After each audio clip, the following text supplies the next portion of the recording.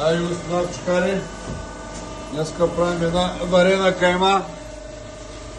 Работим с телешко месо, патишко месо, кокоше месо с кост, пилешко месо без кост.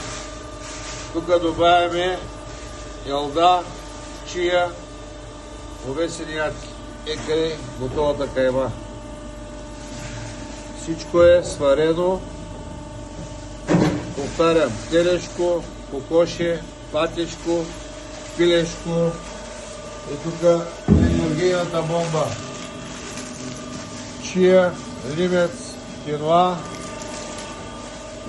екели опаковките, елда бланширана, зърно ливец, овесени ядки и екали готовия продукт. Храна за домашните любимци, варена кайма. Всичко е описано вътре, срок на годност и така. Страхотна енергийна бомба.